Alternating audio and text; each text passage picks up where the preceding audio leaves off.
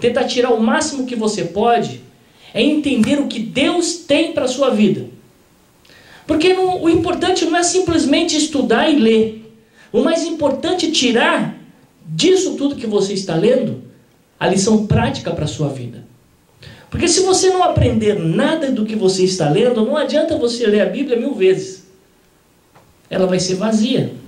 Mas se você permitir que Deus te ensine, e esse ensinamento faça parte do seu dia a dia, isso causa transformação. Porque ao ouvir a palavra e lê-la, ela produz fé.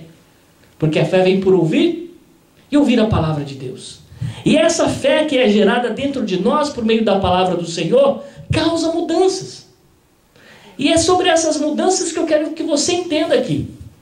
Se você ler o versículo anterior, você vai descobrir uma coisa. Ó. Decorrido muitos dias, morreu o rei do Egito. Os filhos de Israel gemiam sobre a servidão e por causa dela clamaram. E o seu clamor subiu a Deus. Se nós entendermos esses 2 versos que se completam, você vai entender o que teve que acontecer ou quais foram os processos para a oração do povo de Deus chegar até os ouvidos de Deus. Não pense você que a oração já não tinha sido ouvida. Claro que tinha ouvido. A partir do momento que você começa a orar, Deus, antes de você orar, já conhece o que você vai falar. Mas por que aqui ele fez questão de mostrar que parece que houve um tempo para Deus responder? O pastor Pedro sempre fala, não é Deus que precisa de um tempo para nos responder. Não. É nós que precisamos desse tempo para entender a resposta que ele tem. Não é fácil. Sabe por quê?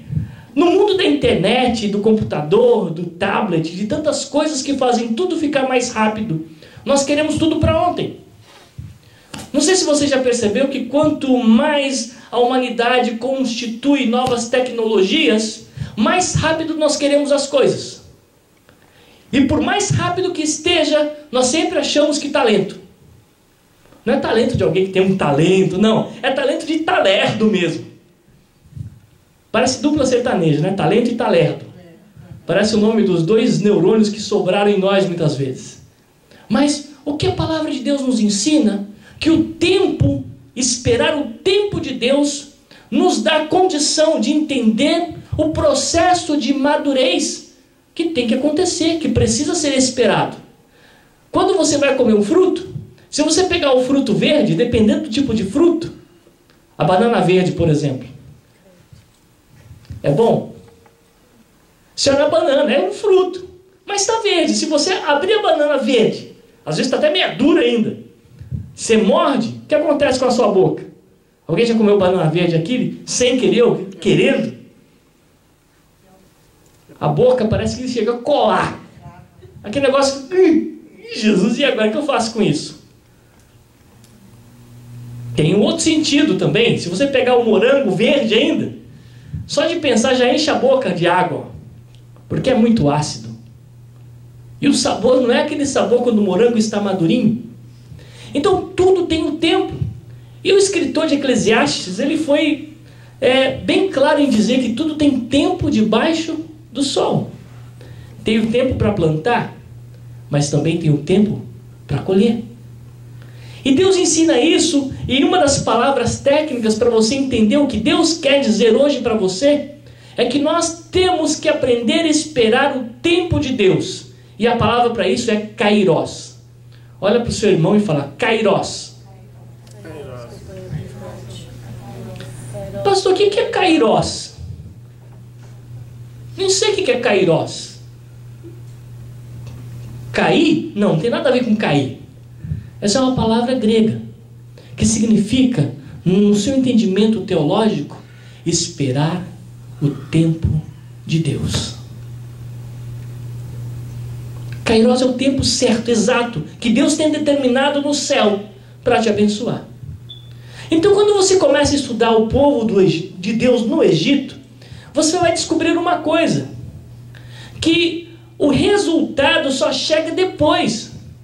Você vê o povo clamando no versículo 23, que depois de muitos dias, depois que morreu o rei do Egito, os filhos de Israel gemiam. E se você procurar na palavra, você vai descobrir que esse gemiam também significa clamor, mas é um clamor diferente. Esse gemiam que significa aqui, significa desabafo, significa reclamar, significa murmurar. Não é bem um clamor, não é verdade? Reclamar pode até parecer clamar. Um clamar constante, talvez repetitivo, reclamar. Não, não é isso não. Reclamar é uma outra coisa. Alguém já reclamou alguma vez na vida aqui? Não, né? Aqui ninguém reclama, graças a Deus. Essa palavra a gente até aboliu do dicionário cristão. A gente não reclama. Pior que tem gente que apagou isso do dicionário mesmo. E substituiu o reclamar com outro um pouquinho mais rechonchudo. Murmurar. Até para falar você tem que apertar bem a boca. Murmurar. Porque a gente murmura entre os dentes. É um reclamar um pouquinho, com um tempero um pouquinho maior. Mais salgado, mais ardido, com um sentimento mais negativo. E, claro, desabafar, que também seria um dos significados dessa palavra, seria aquele desabafar com a intenção de falar mal, de reclamar, de insatisfação. Enquanto o povo estava no versículo 23, um pouquinho antes do versículo 23, que você vai ver que o povo já estava vivendo uma situação difícil. Se você olhar o capítulo 2 inteiro, você vai descobrir que a cada dia, Faraó aumentava o peso do problema, da aplicação da situação contrária, as chibatadas, o trabalho, e o povo não clamava. Em vez de clamar, reclamava. Está dando para perceber aí por que Deus não respondia até aquele momento? Enquanto Moisés estava ali com eles, talvez eles tinham aquela esperança, quem sabe o Moisés é príncipe, é descendente de hebreu, talvez uma hora ou outra ele vai inventar alguma coisa, uma lei para ajudar a gente. Talvez muitos de nós estamos também nesse tipo de pensamento. Em vez de clamar a Deus, estamos reclamando. Para um, desabafando para outro. Quem sabe esse novo presidente, ou antigo, ou atual, não sei, faça alguma coisa por nós. Ou de repente, o nível subiu um pouco, já não é mais a reclamação, já é a murmuração. Será que murmuradores entram no céu? Eu acho que não. E a palavra de Deus nos convida então a entender a seguinte coisa.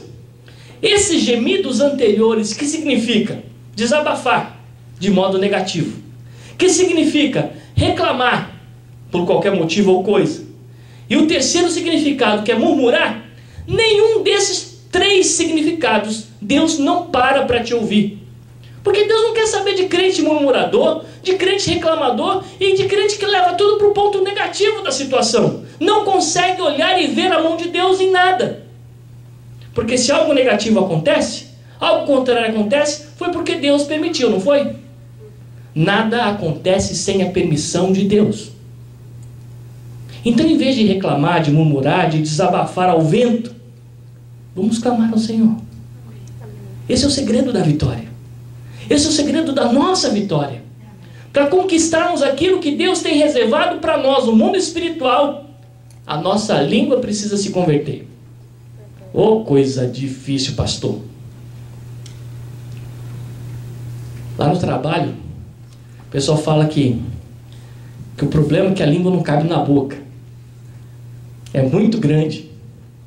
Muitas vezes eu vejo que é verdade. Porque às vezes, sem perceber, notamos que nós mesmos acompanhamos o pensamento lá do mundo.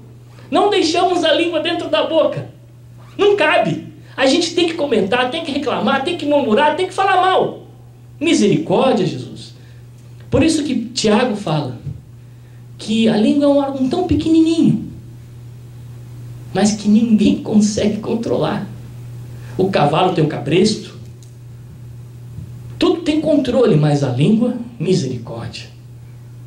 Mas eu não quero falar da língua. Eu quero falar daquilo que tem que ser mudado.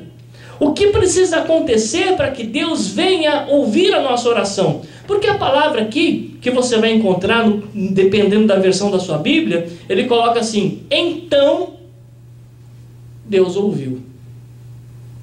Tem um então antes.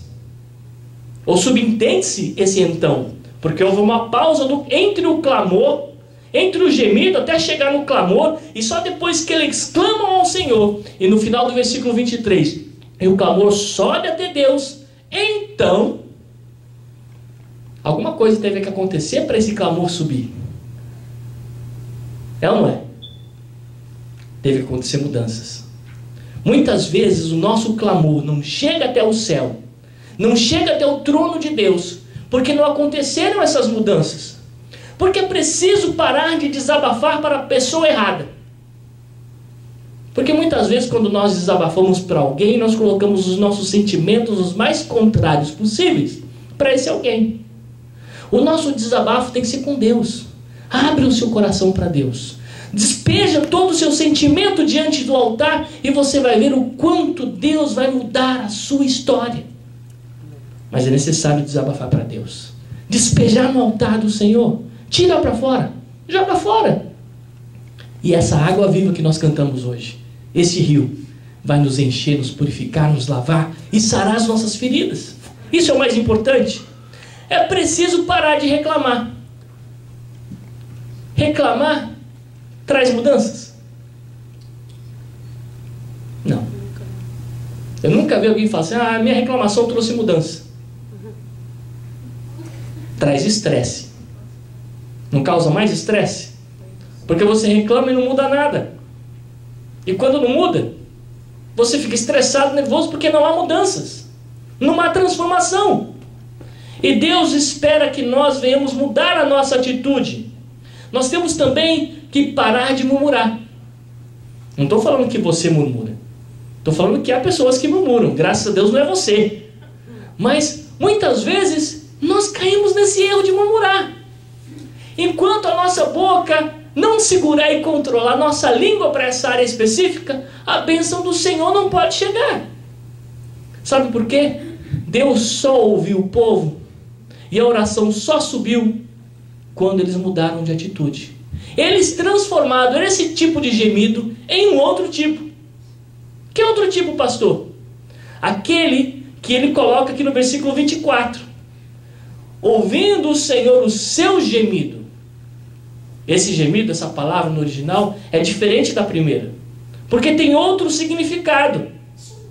Quando fala então Deus ouvindo o clamor ou o gemido, não quer dizer que Deus não estivesse ouvindo ou fosse surdo.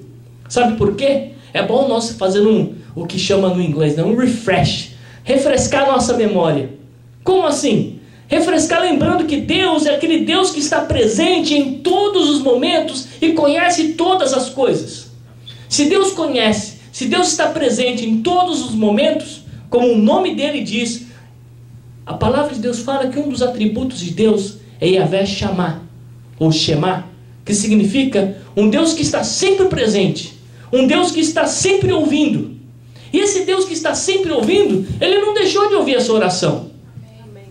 E nunca vai deixar. Olha que bênção. Deus é o Deus que nunca deixa de te ouvir. Ele sempre conhece, sempre está atento à sua oração. O que muda é que a resposta deixa de chegar aqui, porque precisa acontecer mudanças. E olha só que interessante. A Bíblia fala também lá em Mateus, que ele é o Deus Emanuel. O que significa isso? Pastor, que Deus nasceu em Portugal. Emanuel. Não, não é Manuel, é Emanuel. Significa que ele é um Deus conosco. É um Deus que está sempre presente. É o que o salmista diz. Ele é o socorro bem presente na hora da angústia. Se na hora da angústia ele está presente, significa que ele está em todos os momentos. Porque a angústia é aquele momento que mais a gente precisa. E ele vai estar ali.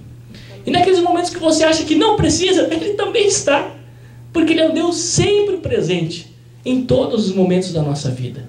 Isso significa que ele nunca deixou de te ouvir.